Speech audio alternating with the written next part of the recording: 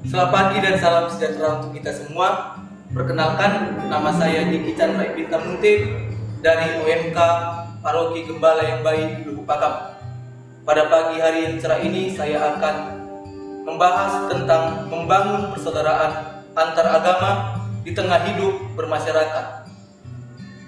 Saudara-saudara terkasih, dalam ruang lingkup hidup bersaudara, terkadang muncul beberapa perbedaan, baik itu ide, gagasan, serta pemikiran yang serta-merta membuat kita terkadang merasa ada yang berbeda dan juga tidak bisa terelakkan munculnya kelompok-kelompok yang membuat perbedaan itu semakin jauh.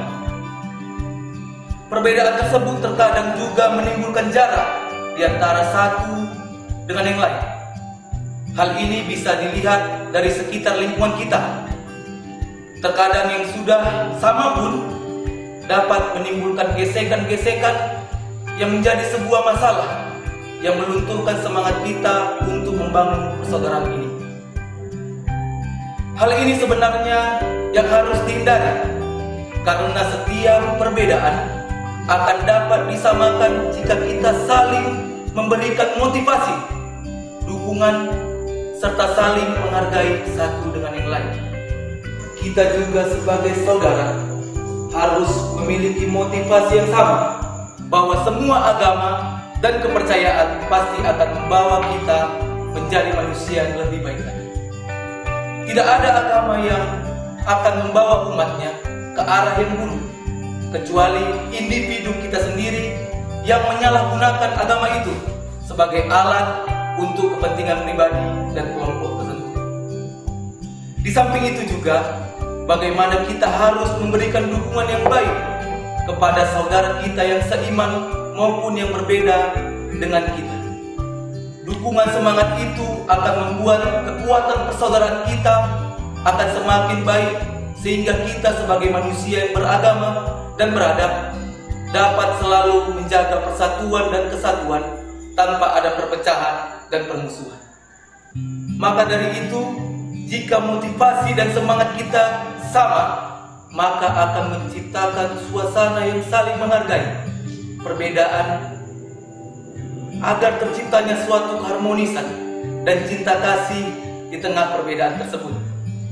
Menghargai merupakan salah satu kunci dalam hubungan persaudaraan antar umat beragama yang harus selalu dilestarikan dan harus menjadi ilmu dan pengalaman yang berharga dalam kehidupan kita ke depannya.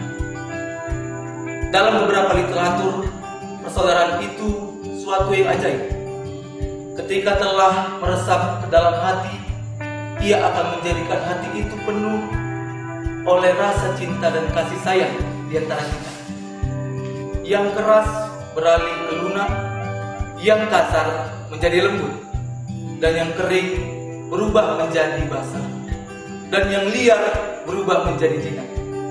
Ia akan menjalin sebuah keindahan di tengah persaudaraan yang kokoh, dalam, dan sangat empuk.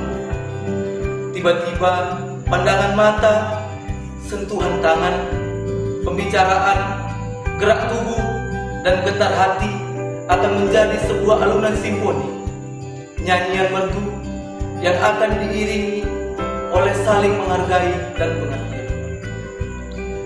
Saling memberi cinta kasih, saling tolong-menolong, luasnya jiwa dan sikap lapang dada, itulah persaudaraan yang memang ajaib yang berasal dari himpunan hati. Tuhan Yang Maha Esa telah mempersatukan kita sebagai saudara, sehingga perbedaan tidak nampak adanya di sekitar kita. Maka kita sebagai manusia harus menerima persaudaraan itu sebagai mukjizat yang nyata, wadah kita untuk saling berbagi kebahagiaan serta saling menjadi jalan bagi kita untuk mendekatkan diri kepada Tuhan Yang Maha Kuasa, sehingga hati yang dulu berserakan akan disatukan oleh hati yang merendah, lagi saling menghargai, saling memahami, dan saling memberi hati yang tulus dan ikhlas. Dengan pandangan seperti ini, seharusnya perbedaan bukan menjadi masalah, tetapi menjadi rahmat dan karunia yang diberikan Tuhan kepada kita. Dalam ajaran Katolik disebutkan bahwa agama merupakan suatu yang universal, karena pada hakikatnya setiap manusia adalah umat yang satu. Dengan pengakuan diri kita sebagai saudara bagi manusia yang lain, berarti kita telah menganggap orang lain menjadi bagian dari diri kita. Karena semua saudara, berarti tidak ada permusuhan di antara kita sebagai manusia, sehingga cinta kasih akan dicurahkan bagi kita semua.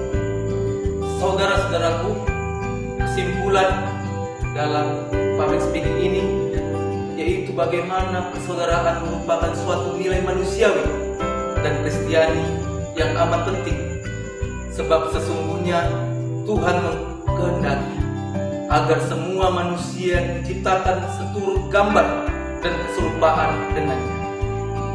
Kita dipanggil untuk membentuk suatu keluarga umat manusia dan memperlakukan satu sama yang lain dalam semangat persaudaraan.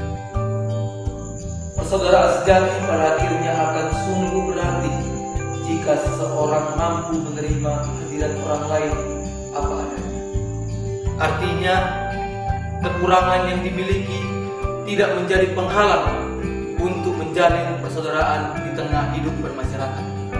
Seperti kata Santo Fransiskus Asisi yang menjadi teladan kita semua, bahwa kita harus memandang semua orang sederajat dan tidak membeda-bedakan. Sekian.